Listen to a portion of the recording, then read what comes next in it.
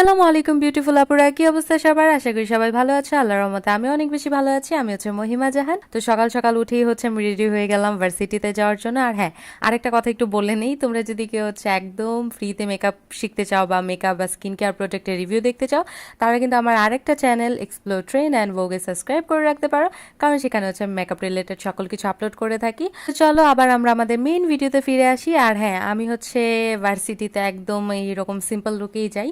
মাঝে মাঝে হচ্ছে আমি ফেসে কোনো রকম ক্রিমও ইউজ করি না, বিকজ সকালবেলা উঠে আমার অনেক বেশি অলস অলস ফিল হয়, তা আমি কোনো কিছুই করতে পারি না, আমার ভালো লাগে না করতে।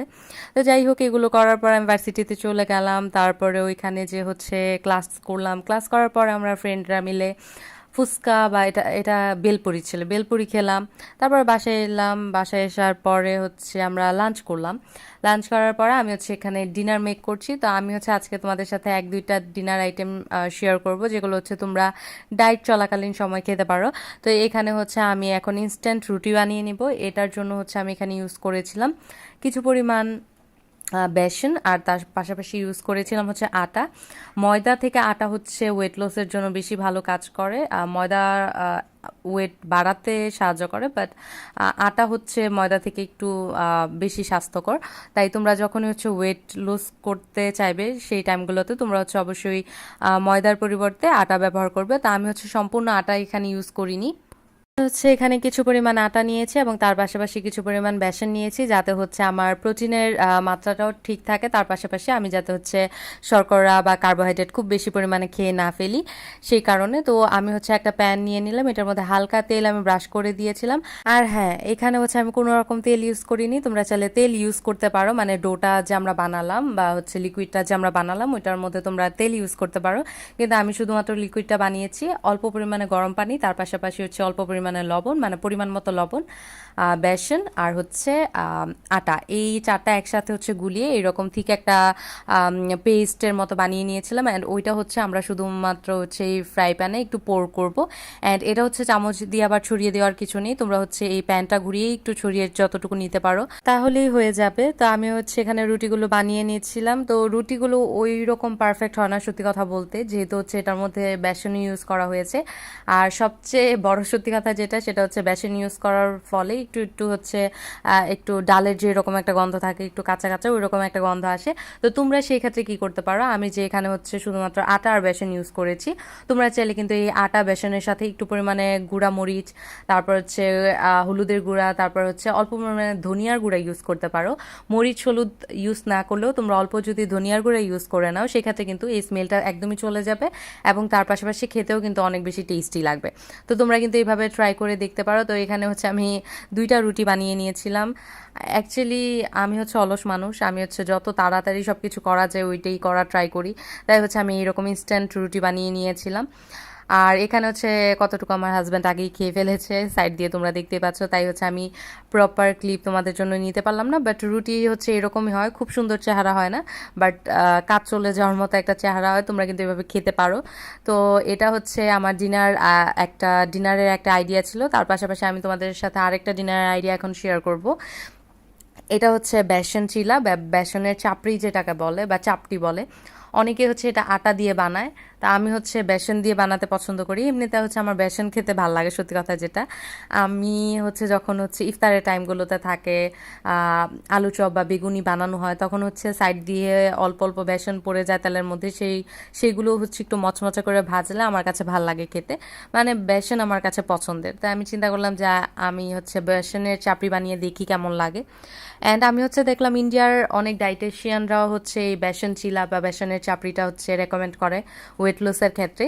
তো সেই ক্ষেত্রে আমি হচ্ছে এটা দিয়ে চাপড়ি বানিয়েছিলাম, অ্যান্ড আমি খেয়ে দেখলাম সত্যিই খুব মজা হয়। এই বেসনের চাপড়িটা হচ্ছে একটু নরম নরম হয়। তোমরা চাইলে হচ্ছে এটাকে শক্ত বানাতে পারবে, যদি তোমরা এটার মধ্যে একটু চালের গুঁড়া ইউজ করো, তাহলেই দেখতে পারবে যে একটা ক্রিস্পি ভাব আসবে, তার পাশাপাশি হচ্ছে একটু শক্ত হয়ে যাবে। তো আমি এরকম নর্মাল রাখতেই পছন্দ করি, আমি এভাবে খেতেই পছন্দ করি, আমার কাছে ভালো লাগে। তো আমি হচ্ছে এই বেসনটার মধ্যে বেশি পরিমাণ বেশি করে হচ্ছে এখানে পেঁয়াজ কুচি কেটে দিয়েছি, তারপর মরিচ এখানে কেটে দিয়েছি। তোমরা চাইলে আরও ভেজিটেবল এখানে অ্যাড করতে পারো, যেমন টমেটো অ্যাড করতে পারো। তাছাড়া যেগুলো হচ্ছে তোমাদের সিজনাল ভেজিটেবল থাকে তোমরা চাইলে ওইগুলো অ্যাড করতে পারো। অ্যাড করার পর হচ্ছে কড়াইয়ে বা প্যানে অল্প পরিমাণ তেল নিয়ে তারপর হচ্ছে এটা যতটা স্প্রেড করা যায় স্প্রেড করে দিবে। যেহেতু এটার মধ্যে পেঁয়াজের বড় বড় চাঙ্ক ছিল, যে কারণে হচ্ছে খুব ভালোভাবে স্প্রেড করতে পারছিলাম না, আর এক হাতে ফোন ধরে আরেক হাতে এরকম ভিডিও করা একটু টাফ। যারা করো তারা অবশ্যই জানো, যারা ব্লগিং করো, অ্যাকচুয়ালি ব্লগিং করাটাই অনেক বেশি টাফ। তো যাই হোক, তোমরা কিন্তু এইভাবে বেসনের চিলাটা বানিয়ে নিতে পারো। এখন হচ্ছে এটা স্প্রেড করে আমি হচ্ছে ঢেকে দিব কিছুক্ষণের জন্য। এটা হয়ে যাওয়ার পরে আমি হচ্ছে এটা ফ্লিপ করে দিব। তোমরা কিন্তু চাইলে এটার উপর আবার একটু ঘি বা হচ্ছে বাটার ইউজ করতে পারো। আমি একদমই তেল ওইরকম ইউজ করি না বলতে গেলে, আমি জাস্ট হচ্ছে তেল তেলে যে কড়াই বা প্যানটা থাকে ওইটার মধ্যে হচ্ছে আমি ফ্লিপ করে নিই। আমি এক্সট্রা কোনো তেল এখানে ইউজ করি না, সেক্ষেত্রে হচ্ছে আর একটু মচমচা হবে। তো এটা হচ্ছে সেকেন্ডটা।